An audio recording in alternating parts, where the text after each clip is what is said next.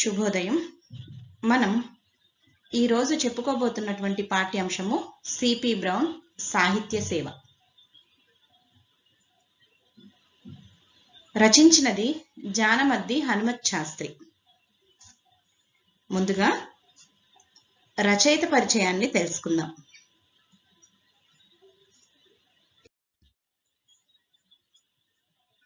జానమద్ది హనుమత్ శాస్త్రి ప్రాచీన ఆధునిక సాహిత్యంపై అనేక పరిశోధనాత్మక వ్యాసాలు రచించిన ఉత్తమ పరిశోధకుడు జానమద్ది హనుమత్ శాస్త్రి. ఈయన 1926 సెప్టెంబర్ 5న అనంతపురం జిల్లా రాయదుర్గంలో జన్మించారు. తల్లి జానకమ్మ, తండ్రి సుబ్రహ్మణ్య శాస్త్రి. బళ్ళారిలో విద్యాభ్యాసం తర్వాత 1946లో బళ్ళారిలోని ప్రభుత్వ సెకండరీ పాఠశాలలో ఉపాధ్యాయుడిగా ఉద్యోగ జీవితాన్ని మొదలుపెట్టారు హనుమత్ శాస్త్రి.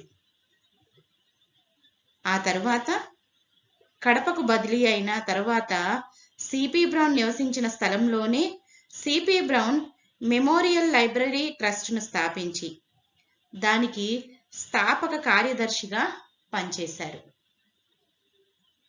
సిపి బ్రౌన్ భాషా పరిశోధనా సంస్థను నెలకొల్పి 75,000 పుస్తకాలను, తాళపత్ర గ్రంథాలను సేకరించి భద్రపరిచారు. బ్రౌన్ ద్విశత జయంతి ఉత్సవాలను ఘనంగా నిర్వహించారు. జానమద్ది హనుమత్ శాస్త్రి వివిధ పత్రికల్లో అసంఖ్యాకమైన వ్యాసాలను రాయడమే కాకుండా ఆయన రచనలను తీసుకుంటే మాసీమ కవులు, బళ్ళారి రాఘవ జీవిత చరిత్ర, కన్నడ కస్తూరి సాహిత్య వైభవము, కడప సంస్కృతి దర్శనీయ స్థలాలు, మన దేవతలు, రసవద్గాథలు, బ్రౌన్ జీవిత చరిత్ర, మోక్షగుండం విశ్వేశ్వరయ్య జీవిత చరిత్ర, ఇలా 16 పుస్తకాలని ఆయన రచించాడు. సిపి బ్రౌన్ ఊహా చిత్ర రూపకల్పన చేశాడు. ఈయనకు పొట్టి శ్రీరాములు తెలుగు విశ్వవిద్యాలయము గౌరవ డాక్టరేట్ను ఇచ్చింది. ఇది కాకుండా ఆయన పొందినటువంటి కొన్ని పురస్కారాలను చూసినట్లయితే లోకనాయక్ ఫౌండేషన్ సాహితీ పురస్కారము 2011లో ఈయనకు లభించింది. అదేవిధంగా తెలుగు విశ్వవిద్యాలయము ప్రతిభా పురస్కారాన్ని కూడా ఈయన పొందడం జరిగింది. బెంగుళూరులో అఖిల భారత గ్రంథాలయ మహాసభ పురస్కారం కూడా ఈయనకు లభించింది. కడప సవేరా ఆర్ట్స్ వారి సాహితీ ప్రపూర్ణ బిరుదు ఈయనకు ఇవ్వడం జరిగింది. బ్రౌన్ పరిశోధనా సంస్థకు తన శక్తిని, కాలాన్ని అంకితం చేసినటువంటి జానమద్ది హనుమత్ శాస్త్రి 2014 ఫిబ్రవరి 27న కడపలో పరమపదించారు. ఇక మన పాఠ్యభాగ ఉద్దేశాన్ని తీసుకుంటే, ఆంగ్లేయులు నెలకొల్పిన ఈస్ట్ ఇండియా కంపెనీలో ఉద్యోగిగా పనిచేసినటువంటి సిపి బ్రౌన్ పరిపాలనా అవసరాల కోసం తెలుగు భాష నేర్చుకున్నాడు. ఆ క్రమంలో తెలుగు భాష సౌందర్యానికి ముగ్ధుడై తన సంపాదనను, సమయాన్ని తెలుగు గ్రంథాల పరిష్కరణ, ముద్రణలకు ఖర్చు చేశాడు. అటువంటి మహానుభావుడైన బ్రౌన్ మన మాతృభాష గొప్పదనాన్ని గుర్తించి తెలుగు భాషకు చేసిన భాషా సాహిత్య సేవను తెలుసుకోవడం తెలుగువారిగా మనందరి బాధ్యత. సిపి బ్రౌన్ గురించి చదువుకునే ముందు ఆయన గురించి గనక తీసుకుంటే, ఆంధ్ర భాషోద్ధారకుడిగా పిలువబడేటటువంటి సిపి బ్రౌన్ తొలి తెలుగు శబ్దకోశమును పరిష్కరించి ప్రచురించాడు. బ్రౌన్ డిక్షనరీగా బ్రౌన్ డిక్షనరీ ఇప్పటికీ తెలుగులో ప్రామాణికంగా నిలిచి ఉంది. తెలుగు జాతికి సేవ చేసినటువంటి నలుగురు ఆంగ్లేయుల్లో ఒకరు సిపి బ్రౌన్, మిగతా ముగ్గురు Arthur cotton, కాలిన్ Mackenzie, Thomas Munro. ఈయన సిపి బ్రౌన్ దేశం నలుమూలలా చెల్లాచెదురుగా పడి ఉన్న మన సాహిత్య గ్రంథాలన్నింటినీ సేకరించి విభిన్న తాళపత్రాలలో నిక్షిప్తమై ఉన్న కావ్యాలను కాగితం మీదకు ఎక్కించి పండితుల చేత సవరింపజేసి తెలుగు జాతికి సాహితీ సంపదను దానం చేసినటువంటి సాహితీకర్ణుడు సిపి బ్రౌన్ అని చెప్పేసి చెప్పుకోవచ్చు. ఇక మన పాఠ్యాంశానికి వస్తే 19వ శతాబ్దంలో అనాదృతంగా అటకల మీద మగ్గుతూ అజ్ఞాతంగా ఉండిన వేలాది తాళపత్ర గ్రంథాలను సేకరించి సంస్కరించి సంరక్షించిన వాంగ్మయోద్ధారకుడు చార్లెస్ ఫిలిప్ బ్రౌన్.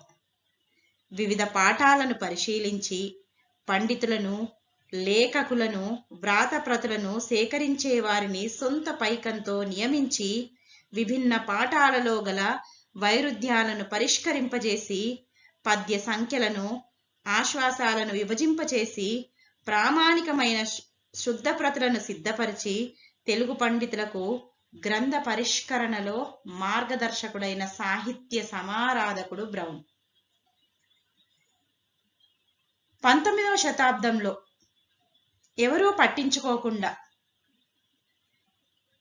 అటకలపైనున్నటువంటి అజ్ఞాతంగా మగ్గుతూ ఉండిపోయినటువంటి వేలాది తాళపత్ర గ్రంథాలను సిపి బ్రౌన్ సేకరించడం జరిగింది. ఆ సేకరించినటువంటి ఆ తాళపత్ర గ్రంథాలను సంస్కరించడం, వాటిని సంరక్షించడం, వాటిని తిరిగి పండితుల చేత సంస్కరింపజేయడం, లేఖకులను, వ్రాతప్రతులను లేఖకుల చేత వాటిని తిరిగి రాయించడం, ఇదంతా కూడా తన సొంత డబ్బులతో చేయించడం జరిగింది. అదేవిధంగా పండితులను కానీ, లేఖకులను కానీ, వ్రాతప్రతులను సేకరించే వారిని కానీ తన సొంత పైకంతో వారికి ఈ పనులన్నీ అప్పగించి తెలుగు జాతికి సేవ చేసినటువంటి మహానీయుడు CP Brown.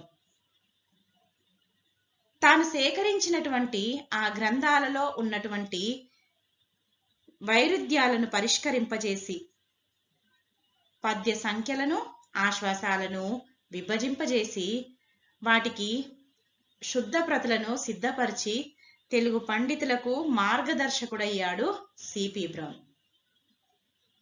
In 1825, I found Telugu literature dead అన్న బ్రౌన్ మాటలు ఆనాటి సాహిత్య స్థితిని తెలుపుతున్నాయి. 1825లో నేను తెలుగు సాహిత్యము చనిపోయినటువంటి స్థితిలో చూశాను అన్నటువంటి బ్రౌన్ మాటలు ఆ 1825వ సంవత్సరంలో ఉన్నటువంటి తెలుగు సాహిత్య స్థితిని తెలుపుతున్నాయి అని చెప్పేసి మనకు తెలుస్తుంది. In 30 years I raised it to life అన్న బ్రౌన్ మాటల్లో అతిశయోక్తి ఆవంతైనా లేదని స్పష్టమవుతుంది.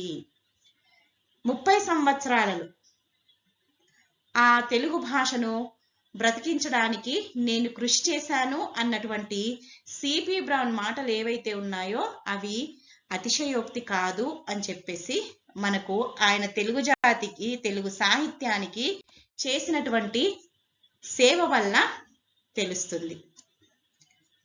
అలా అని చెప్పేసి బ్రౌన్ మన భారతీయుడు కాదు, కానీ భారతదేశంలో జన్మించినటువంటి ఆంగ్లేయుడు.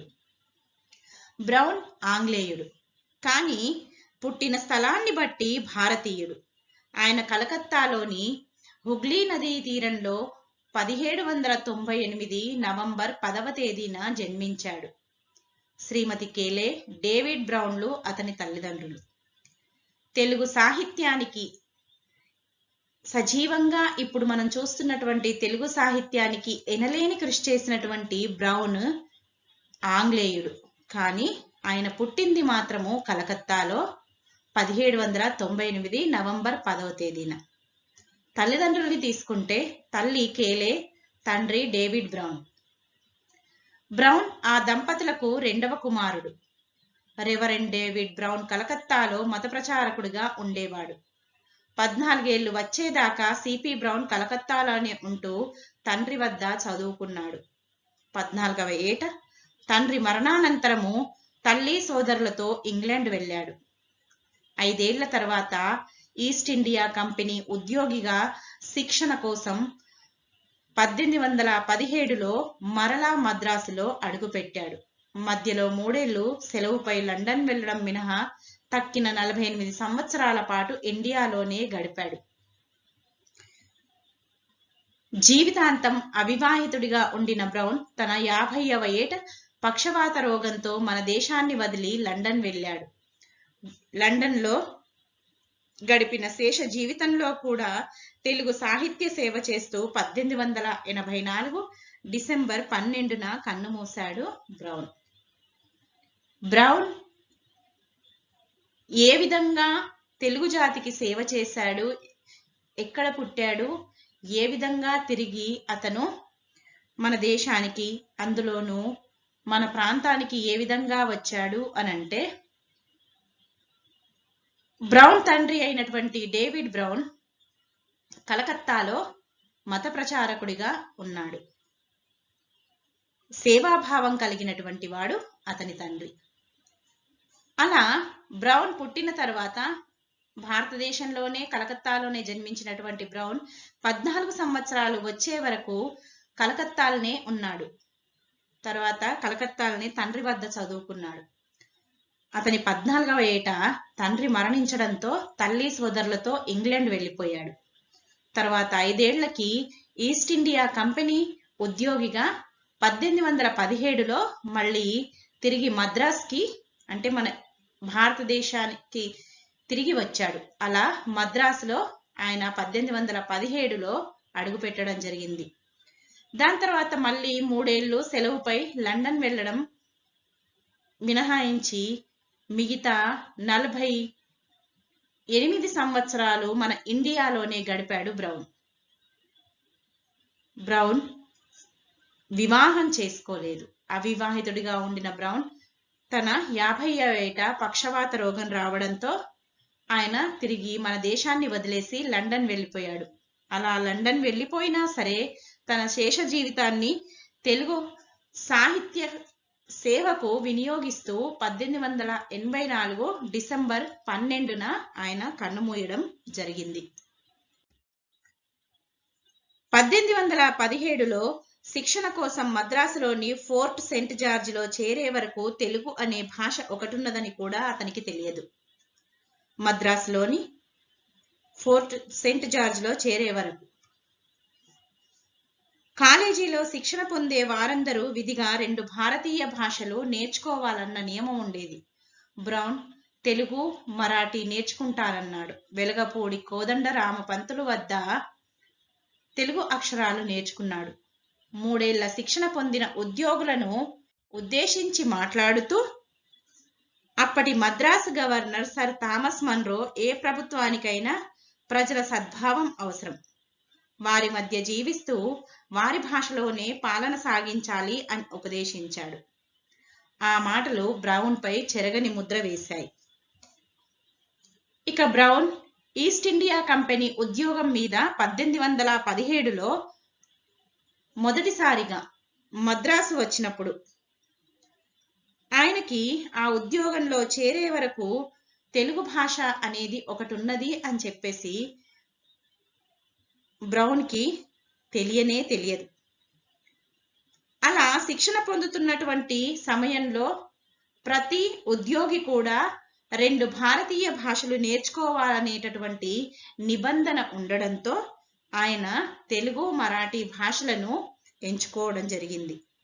అలా వెలగపూడి కోదండరామ పంతులు వద్ద ఆయన తెలుగు అక్షరాలను నేర్చుకున్నాడు. తమ వద్ద 3 ఏళ్లు శిక్షణ పొందినటువంటి ఉద్యోగులు అందరినీ ఉద్దేశించి ఆ శిక్షణాధికారి అయినటువంటి అప్పటి Madras governor sir Thomas Munro ఈ ఉద్యోగులను ఉద్దేశించి మాట్లాడుతూ ప్రజల వద్ద వాళ్ళు ఏ విధంగా మెలగాలి అనే విషయాన్ని, అంటే అధికారులుగా వాళ్ళు ప్రజల సమస్యల్ని ఏ విధంగా అర్థం చేసుకోవాలి, మంచి అధికారి ఏ విధంగా ప్రజల సమస్యల్ని తెలుసుకుంటాడు, వాళ్ళ బాధ్యత ఏంటి అనే దాన్ని వివరిస్తూ ఏ ప్రభుత్వానికైనా ప్రజల సద్భావం అవసరం అని అన్నాడు. ఏ అధికారైనా సరే, ఏ ప్రభుత్వం అయినా సరే ప్రజల సద్భావంతోనే అది ముందుకు నడుస్తూ ఉంటుంది అని చెప్పేసి, వారి మధ్య జీవిస్తూ వారి భాషలోనే పాలన సాగించాలి అని ఉపదేశించాడు. ప్రజల మధ్య ఉన్నప్పుడు అక్కడ వారు మాట్లాడేటటువంటి, వారి మధ్య జీవిస్తూ వారు ఏ భాష అయితే మాట్లాడుతున్నారో ఆ భాషను నేర్చుకోవాలి అని చెప్పేసి, ఆ భాషలోనే మన పాలన అనేది సాగాలి అని చెప్పేసి సర్ థామస్ మన్రో అక్కడ ఉన్నటువంటి ఉద్యోగులకి గవర్నర్గా వారి శిక్షణ పొందిన ఉద్యోగులను ఉద్దేశించి ఆయన చివరి రోజు చెప్పినటువంటి ఆ మాటలు ఏవైతే ఉన్నాయో ఆ మాటలు బ్రౌన్ పైన చెరగని ముద్ర వేశాయి. తరువాత శిక్షణ ముగించుకున్న అనంతరం బ్రౌన్ 1820 ఆగస్టులో కడప జిల్లా కలెక్టర్కు 2వ అసిస్టెంట్గా ఉద్యోగ జీవితం ప్రారంభించాడు. కలెక్టర్ హన్బరీ అనర్గళంగా తెలుగు మాట్లాడడం గమనించి 2 ఏళ్లలో అతనిని మించిపోయాడు. కోర్టులోని వాదులు, ప్రతివాదులు, నేరస్తులు, పరిచారకులు తనకు తొలి దశలో తెలుగు నేర్పారు అన్నాడాయన. తండ్రి సేవానిరతిని అలవర్చుకున్నాడు బ్రౌన్. కడపలో 1821లో 2 పాఠశాలలు స్థాపించాడు. ఉచితంగా తెలుగు, హిందుస్థానీ, పార్సీలలో చదువు చెప్పించాడు. విద్యార్థులకు ఉచిత భోజన వసతి కల్పించి సొంత పైకంతో ఉపాధ్యాయులను నియమించాడు. తన శిక్షణ పూర్తి చేసుకున్న అనంతరము బ్రౌన్ 1820లో ఆగస్టులో కడప జిల్లా కలెక్టర్కు 2వ అసిస్టెంట్గా ఉద్యోగంలో చేరడం జరిగింది. అప్పటి కలెక్టర్ అయినటువంటి హన్బరీ తెలుగు చక్కగా అనర్గళంగా మాట్లాడడం గమనించి 2 సంవత్సరాలలో ఆ అధికారిని, కలెక్టర్ని మించిపోయిన వాడయ్యాడు బ్రౌన్. తనకు తెలుగు నేర్పినటువంటి వాళ్ళు కోర్టులోని వాదులు, ప్రతివాదులు, నేరస్తులు, పరిచారకులు అంటాడు. తొలినాళ్లలో తాను తెలుగు నేర్చుకోవడానికి కారణము వీరే అని చెప్పేసి బ్రౌన్ అంటాడు. తండ్రి డేవిడ్ బ్రౌన్ కలకత్తాలో ఉన్నప్పుడు చేసినటువంటి సేవను గమనించాడు. తండ్రి సేవాగుణాన్ని బ్రౌన్ అలవర్చుకున్నాడు. అలా 1821లో 2 పాఠశాలలు స్థాపించాడు కడపలో. విద్యార్థులకు తెలుగు, హిందుస్థానీ, పార్సీలలో చదువు చెప్పించాడు. విద్యార్థులకు ఉచితంగా భోజన వసతిని కల్పించి వారికి తెలుగు, హిందుస్థానీ, పార్సీలలో చదువు చెప్పించాడు. అందుకు అవసరమైనటువంటి ఉపాధ్యాయులను తన సొంత డబ్బులతో పాఠశాలలో నియమించడం జరిగింది బ్రౌన్. 1822 నుంచి 1826 వరకు మచిలీపట్నం, రాజమండ్రిలలో పనిచేసి 1826 మార్చిలో కడప జిల్లా కోర్టు రిజిస్ట్రార్గా చేరాడు. కడపలో 1000 వరహాలిచ్చి 15 ఎకరాల తోట, బంగళా కొన్నాడు. ఆ బంగళాయే తెలుగు సాహిత్య సముద్ధరణ మహాయాగశాలగా వెలిగింది. తెలుగు విద్య దేదీప్యమానంగా వెలుగొందుతూ తెలుగు శారద గజ్జెకట్టి నాట్యమాడింది. ఎక్కడున్నా తన ఇంటిని కాలేజీ అని పిలిచేవారని బ్రౌన్ తన స్వీయ చరిత్రలో వ్రాసుకున్నాడు. బదిలీలో భాగంగా 1822 నుండి 26 వరకు మచిలీపట్నము, రాజమండ్రి మొదలైనటువంటి ప్రదేశాల్లో ఈయన బ్రౌన్ పనిచేయడం జరిగింది. తిరిగి 1826లో మార్చిలో కడప జిల్లా రిజిస్ట్రార్గా మళ్ళీ కడపకు చేరడం జరిగింది. అలా తిరిగి కడపకు వచ్చినటువంటి బ్రౌన్ 1000 వరహాలతో 15 ఎకరాల తోటను బంగళాను కొన్నాడు. ఆ బంగళాయే తర్వాత తెలుగు సాహిత్య సముద్ధరణ మహాయాగశాలగా ఒక వెలుగు వెలిగింది అని చెప్పేసి తన స్వీయ చరిత్రలో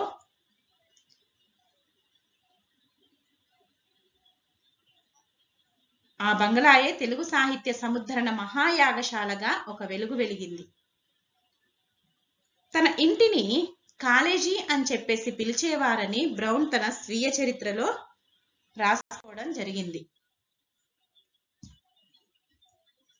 1824లో బ్రౌన్ మచిలీపట్నంలో ఉన్నప్పుడు మొదటిసారి వేమన పేరు విన్నాడు. అబే దుబాయ్ రాసిన హిందువుల ఆచారాలు సంప్రదాయాలు అను పుస్తకంలో వేమన ప్రసక్తి వచ్చింది. 40కి పైగా తాటాకు ప్రతులను సేకరించి 16 కాగితం ప్రతులుగా రాయించాడు. 1829లో 693 పద్యాలను ఎన్నుకొని ఆంగ్లానువాదంతో ప్రకటించాడు. వేమన పద్యాలను మొదటిసారి అచ్చు వేయించి వేమన కీర్తిని ఖండాంతరాలకు వ్యాపింపజేసిన ఘనత బ్రౌన్దే. 1839లో 1164 పద్యాలతో రెండవ ముద్రణ వెలువరించాడు. ఇక బ్రౌన్ మొదటిసారిగా 1824లో మచిలీపట్నంలో ఉన్నప్పుడు ఆయన మొదటిసారి వేమన పేరును వినడం జరిగింది. అబే దుబాయ్ రాసినటువంటి హిందువుల ఆచారాలు సంప్రదాయాలు అన్నటువంటి పుస్తకంలో వేమన ప్రసక్తిని ఆయన చూడడం జరిగింది. అప్పటికి 40కి పైగా తాటాకు ప్రతులను సేకరించి 16 కాగితం ప్రతులుగా రాయించడం జరిగింది బ్రౌన్. ఆయన తాటాకు ప్రతులు ఎన్నైతే 40 తాటాకు ప్రతులను సేకరించాడో వాటిని కాగితం ప్రతులపై ఆ తాటాకు ప్రతులలో ఉన్నటువంటి నిక్షిప్తమై ఉన్నటువంటి ఆ గ్రంథాన్ని కాగితం ప్రతులుగా రాయించడం జరిగింది. అదేవిధంగా 1829లో 693 పద్యాలను ఆంగ్లానువాదంతో ప్రకటించడం జరిగింది. అలా వేమన పద్యాలను మొదటిసారి అచ్చు వేయించినటువంటి కీర్తి మన బ్రౌన్కే దక్కుతుంది. అలాగే 1839లో 1164 పద్యాలతో రెండవ ముద్రణను వెలువరించడం జరిగింది. ఇక బ్రౌన్ సేకరించినటువంటి గ్రంథాలను చూసినట్లయితే బ్రౌన్ పండితులను వ్రాయసగాండ్రను గ్రంథ సేకరణకు ప్రేరేపించాడు. వారు గ్రామాలలో తిరుగుతూ సేకరించిన గ్రంథాలను పండితుల పరిష్కరణకు అప్పగించాడు. ఒక్కొక్క కావ్యానికి ఒకటికి మించిన ప్రతులను కొన్నింటికి 10-12 వరకు సేకరించాడు. ఆ కాలంలో గ్రంథ సేకరణ అతి వ్యయప్రయాసలతో కూడిన వ్యాసంగము. ప్రజల్లో మూఢ విశ్వాసాలు గట్టిగా ఉండినందున వారు తమ వద్ద ఉన్న తాళపత్ర గ్రంథాలను సులభంగా ఇచ్చేవారు కాదు. 1830లో మచిలీపట్నంలోని కోటి వెంకన్న భార్య వద్ద ఉన్న పుస్తక భాండాగారాన్ని 300 రూపాయలకు కొన్నాడు. వాటిలో సంస్కృత గ్రంథాలే ఎక్కువ. 1834లో యానాంలోని మాజేటి సర్వేశలింగ గ్రంథాలయాన్ని 150 రూపాయలకు, పెద్దాపురంలోని అవసరాల వెంకట్రావు గ్రంథాలయాన్ని 746 రూపాయలకు కొన్నాడు. ఇక తెలుగు సాహిత్యానికి బ్రౌన్ చేసినటువంటి సేవను చూసినట్లయితే మొదట గ్రంథ సేకరణ గురించి మాట్లాడుకోవాల్సి వస్తుంది. అలా గ్రంథ సేకరణకి బ్రౌన్ ఏ విధమైనటువంటి కష్టాలను ఎదుర్కొన్నాడు, ఏ విధమైనటువంటి సమస్యల్ని ఎదుర్కొని వాటిని ఏ విధంగా ఆ సమస్యలకి పరిష్కారాన్ని చూపాడు అనేది మనకు ఈ గ్రంథ సేకరణలో కనిపిస్తుంది. బ్రౌన్ ఈ గ్రంథాలను సేకరించడానికి పండితులను వ్రాయసగాండ్రని ఈ గ్రంథాలని సేకరించమని చెప్పేసి వాళ్ళని ఉత్తేజపరిచాడు. అలా వాళ్ళు గ్రామాల్లో తిరుగుతూ సేకరించినటువంటి ఆ గ్రంథాలను పండితులకు అప్పగించి వాటిని పరిష్కరించే పనిని వారికి అప్పజెప్పాడు. అలా వాళ్ళు పరిష్కరించినటువంటి ఆ గ్రంథాలు ఏవైతే ఉన్నాయో ఒక్కొక్క కావ్యానికి ఒకటికి మించినటువంటి ప్రతులను కొన్నింటికి 10-12 వరకు సేకరించాడు. గ్రంథ సేకరణ విషయానికి వస్తే ఆ కాలంలో బ్రౌన్ సేకరించినటువంటి ఆ కాలాన్ని తీసుకుంటే ఆ రోజుల్లో ఈ గ్రంథ సేకరణ అనేటటువంటిది అతి వ్యయ ప్రయాసలతో కూడుకున్నటువంటిది. అదేవిధంగా ప్రజలు ఈ గ్రంథాలను ఇచ్చివేస్తే, అంటే వాళ్ళ తాత ముత్తాతల నుంచి వస్తున్నటువంటి ఆ గ్రంథాలను ఇచ్చివేస్తే తమకేదైనా కీడు జరుగుతుందేమో అన్నటువంటి మూఢ విశ్వాసాల్లో ఉండేటటువంటి వాళ్ళు. అలా ప్రజల్లో మూఢ విశ్వాసాలు గట్టిగా ఉన్నందువల్ల వారు తమ వద్ద ఉన్నటువంటి తాళపత్ర గ్రంథాలని సులభంగా ఇచ్చేవారు కాదు ఆ రోజుల్లో. అలా ఎన్నో వ్యయ ప్రయాసల కోర్చి ఆయన గ్రంథాలని సేకరించడం జరిగింది. అలా 1830లో మచిలీపట్నంలో కోటి వెంకన్న భార్య వద్ద ఉన్నటువంటి పుస్తక భాండాగారాన్ని 370 రూపాయలకు బ్రౌన్ కొనడం జరిగింది.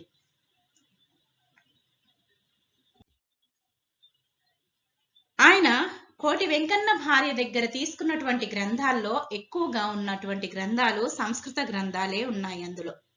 అదేవిధంగా 1834లో యానాంలోని మాజేటి సర్వేశలింగం గ్రంథాలయాన్ని 150 రూపాయలకు ఆయన కొనడం జరిగింది. అదేవిధంగా పెద్దాపురంలోని అవసరాల వెంకట్రావు గ్రంథాలయాన్ని 746 రూపాయలకు ఆయన కొనుక్కోవడం జరిగింది. ఇక ఎక్కడైనా తాళపత్ర గ్రంథాలున్నాయి అని తెలిస్తే ఏ విధంగా బ్రౌన్ వాటిని సేకరించేవాడు అనే విషయాన్ని మనకు చెప్తూ, తాళపత్ర ప్రతులున్నవని తెలిసిన ఏ వ్యక్తితోనైనా స్నేహం పెంచుకునేవాడు, వారి మాతృభాషలోనే సంభాషణలు జరిపేవాడు, తన ఆంగ్ల పుస్తకాలను వారికి చదవడానికి ఇచ్చేవాడు. గ్రంథ సేకరణలో స్వయంగా అనేక ప్రాంతాలు తిరిగాడు. సుదూర ప్రాంతాల్లోని పరిచయస్తులకు శరపరంపరగా ఉత్తరాలు రాసేవాడు. తన ఉద్యోగ హోదాతో కొన్ని ప్రతులను సేకరించాడు.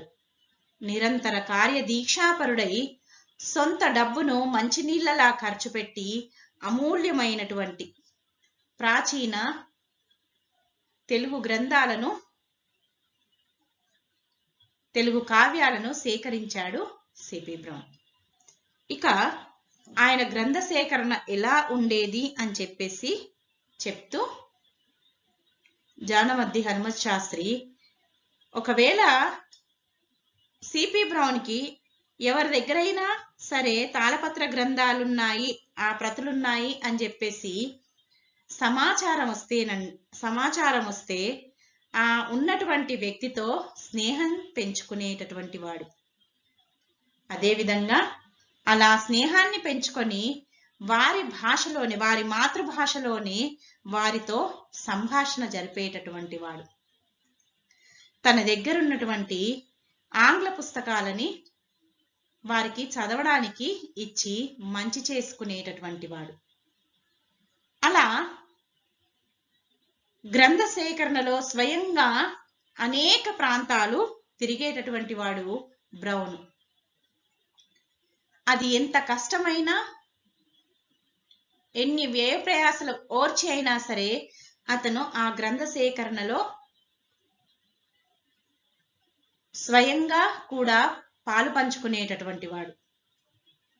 ఒకవేళ దూరంగా ఉన్నటువంటి ప్రాంతాల్లో తాళపత్ర గ్రంథాలు ఉన్నాయని తెలిస్తే ఆ సుదూర ప్రాంతాల్లో ఉన్నటువంటి పరిచయస్తులకి శరపరంపరగా ఉత్తరాలు రాసేవాడు. అలా కొన్ని తాళపత్ర గ్రంథాలను సేకరించేటటువంటి వాడు. తన ఉద్యోగ హోదాతో కొన్ని ప్రతులను సేకరించేవాడు, లేదంటే డబ్బు ఖర్చు పెట్టి స్నేహం చేసి వారిని మంచి చేసుకొని ఆ విధంగా ఆయన అనేకమైనటువంటి గ్రంథాలను సేకరించడం జరిగింది.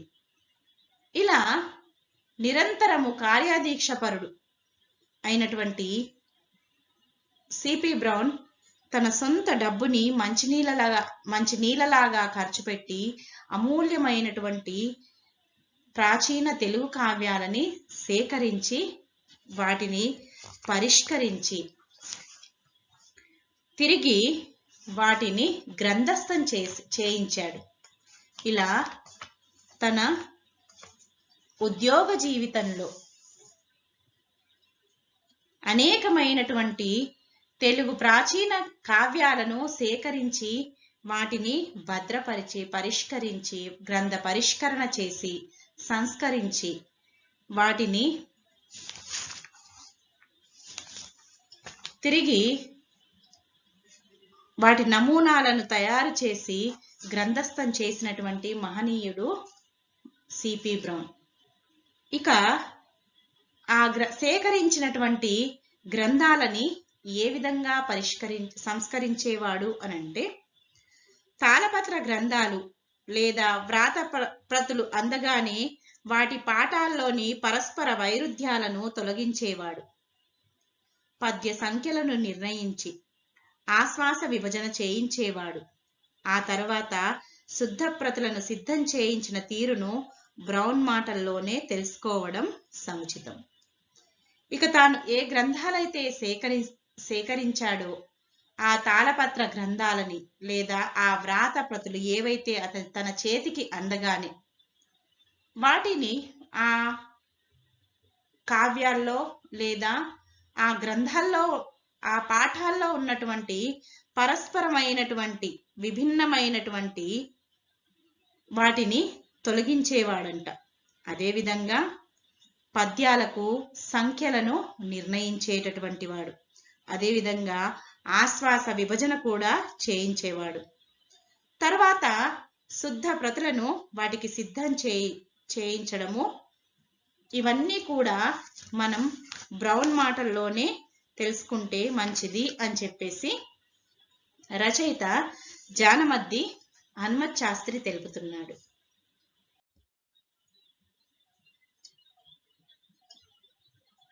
తెలుగు సాహిత్య సేవకు బ్రౌన్ చేసినటువంటి సేవను చూసినట్లయితే ఈరోజు వేమన యొక్క పద్యాలు గ్రంథస్థమై ప్రతి ఒక్కరి నోళ్లలో నానుతున్నాయి అనంటే ఆ ఘనత సిపి బ్రౌన్దే. ఎవరికి అక్కరకు రాకుండా ఎక్కడో మూలన పెట్టెల్లో అటకల పైన మగ్గుతూ అజ్ఞాతంగా ఉండిపోయినటువంటి వేలాది తాళపత్ర గ్రంథాలు, ఆ గ్రంథాలను సేకరించడం, వాటిని సంస్కరించడం, సంరక్షించడం, ఇవన్నీ చేసినటువంటి వాంగ్మయోద్ధారకుడు చార్లెస్ ఫిలిప్ బ్రౌన్ అనడంలో ఎటువంటి అతిశయోక్తి లేదు. ఆయన ఆంగ్లేయుడే అయినప్పటికీ తెలుగు భాష పైన మక్కువతో తాను సేకరించినటువంటి ఆ గ్రంథాల్లోని పాఠాలను పరిశీలించడం, పండితులను, లేఖకులను, వ్రాయసగాండ్రను, వ్రాతప్రతులను సేకరించేటటువంటి వాళ్లను సొంత పైకంతో, సొంత డబ్బులతో వారిని నియమించడం, అంటే వాటి గ్రంథాలని సేకరించడానికి సొంత డబ్బుని మంచినీళ్ళలాగా ఖర్చు చేయడం, మొత్తం తన జీవితాన్ని తెలుగు సాహిత్య సేవకు అంకితం చేసినటువంటి వ్యక్తి సిపి బ్రౌన్ అని చెప్పవచ్చు. తనకొచ్చేటటువంటి ఆ జీతాన్నంతా కూడా, మొత్తం అంతా కూడా ఈ వివిధ తాళపత్ర గ్రంథాలను సేకరించడానికి, ఆ మనుషులకి సేకరించేటటువంటి మనుషులకి సేకరించినందుకు గాను వారికి పైకంగా చెల్లించేటటువంటి వాడు. అలా సేకరించినటువంటి ఆ గ్రంథాల్లో ఉన్నటువంటి వైరుధ్యాలు ఏవైతే ఉంటాయో వాటిని పరిష్కరింపచేయడం, పద్యాలు గనక ఉంటే ఆ పద్యాలకు సంఖ్యలను నిర్ణయించడం, ఆశ్వాసాలను విభజింపడం, ఇవన్నీ కూడా చేయడం కేవలం సేకరించడమే కాదు, వ్రాతప్రతులను తర్వాత తాళపత్ర గ్రంథాలను సేకరించడమే కాదు, వాటిని సంస్కరించడం, సంరక్షించడం కూడా చేసినటువంటి మహనీయుడు బ్రౌన్. అలా విభిన్నమైనటువంటి అంశాలను తొలగించడం, తర్వాత పద్య సంఖ్యలను నిర్ణయించడం, ఆశ్వాసాలను విభజించడం, ఇవన్నీ చేసిన తర్వాత ప్రామాణికమైనటువంటి శుద్ధ ప్రతులను సిద్ధపరిచేటటువంటి వాడు సిపి బ్రౌన్.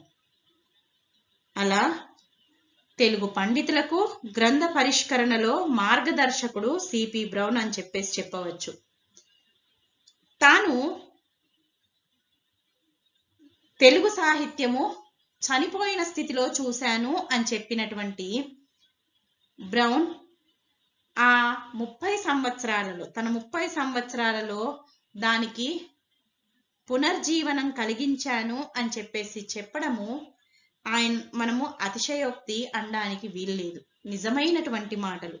దాంట్లో అతిశయోక్తి అనేది ఆవగింజంతైనా లేదు అని చెప్పేసి మనకు ఆయన తెలుగు భాషకు చేసినటువంటి సేవ వల్ల మనకు స్పష్టమవుతుంది. ఉద్యోగరీత్యా కడపకు రావడం, అక్కడే ఆయన తెలుగు సాహిత్య సముద్ధరణ మహాయాగశాల అయినటువంటి తాను కొన్నటువంటి 15 ఎకరాల తోట బంగళా ఏదైతే ఉందో దాన్ని తెలుగు సాహిత్యానికి అంకితం చేయడం, అదే విధంగా తండ్రి సేవానిరతిని బ్రౌన్ అలవర్చుకోవడం, అందులో భాగంగా ఆ సేవానిరతిలో భాగంగా కడపలో ఉద్యోగం చేస్తూ ఉన్నటువంటి సమయంలో 1821లో ఆయన 2 పాఠశాలల్ని స్థాపించడం ఆయన సేవానిరతికి నిదర్శనం. కేవలం పాఠశాలలను స్థాపించి ఊరుకోలేదు బ్రౌన్. అందులో ఉచితంగా తెలుగు, హిందుస్థానీ, పార్సీ భాషలను విద్యార్థులకు నేర్పించాడు. అందుకోసం సొంత పైకాన్ని పెట్టి సొంత డబ్బులతో ఆ పాఠశాలలో ఉపాధ్యాయులను నియమించాడు. అంతేకాకుండా అక్కడి విద్యార్థులకు ఉచిత భోజన వసతిని కల్పించి వారు చక్కగా చదువుకునేటట్టు చేశాడు. ఈ విధంగా తండ్రి అందించినటువంటి సేవాభావం ఏదైతే ఉందో దాన్ని ఈయన అందిపుచ్చుకున్నాడు. ఎక్కడ పనిచేసినా తిరిగి కడపకు వచ్చినప్పుడు ఆ కడపలో తన తోట బంగళాని తెలుగు సాహిత్యానికే అంకితం చేయడం నిజంగా బ్రౌన్ గొప్పతనం అని చెప్పేసి మనం చెప్పుకోవచ్చు. ఆయన బ్రౌన్ పేరు చెప్పగానే వేమన పద్యాలు మనకు జ్ఞాపకం వస్తాయి. ఆయన మొదటిసారి మచిలీపట్నంలో 1824లో ఆయన మొదటిసారి వేమన పేరు వినడం జరిగింది. అది కూడా అబేదుబాయ్ రాసినటువంటి హిందువుల ఆచారాలు, పండగలు హిందువుల ఆచారాలు, సంప్రదాయాలు అనేటటువంటి పుస్తకంలో వేమన ప్రస్తావన ఉండింది. ఆ విధంగా ఆయన వేమన గురించి విన్నాడు, వేమన పద్యాల గురించి విన్నాడు. అలా వేమన పద్యాలను అచ్చువేయించి వేమన కీర్తిని ఖండాంతరాలకు వ్యాపింపచేసినటువంటి ఘనత సిపి బ్రౌన్దే అని చెప్పేసి మనం చెప్పవచ్చు. అలా 693 పద్యాలను 1829లో ఆంగ్లానువాదంతో ప్రకటించడం జరిగింది. 1839లో 1164 పద్యాలతో ఆయన రెండవ ముద్రణను వెలువరించడం జరిగింది. గ్రంథ సేకరణలో ఎన్నో కష్టాలను ఎదుర్కొన్నాడు ఆయన. పండితులను, వ్రాయసగాండ్రను గ్రంథ సేకరణకు ప్రేరేపించేటటువంటి వాడు. వారు గ్రామాల్లో తిరుగుతూ గ్రంథాలను సేకరించేవాళ్ళు. అలా సేకరించినటువంటి వాటిని పరిష్కరణకు అప్పగించేవాడు పండితుల వద్ద. వాటికి శుద్ధ ప్రతులను తయారు చేయించేటటువంటి వాడు. ప్రజల్లో ఉన్నటువంటి మూఢ విశ్వాసాల కారణంగా సులభంగా గ్రంథ సేకరణ సాధ్యం కాలేదు బ్రౌన్కు. అయినా సరే వ్యయ ప్రయాసల కోర్చి ఆయన అనేక గ్రంథాలని సేకరించడం జరిగింది. అలా 1830లో కోటి వెంకన్న భార్య దగ్గర ఉన్నటువంటి పుస్తక గ్రంథాలయాన్ని 370 రూపాయలకు, 1834లో యానాంలోని మాజేటి సర్వేశలింగం గ్రంథాలయాన్ని 150 రూపాయలకు, పెద్దాపురంలోని అవసరాల వెంకట్రావు గ్రంథాలయాన్ని 746 రూపాయలకు కొనడం జరిగింది.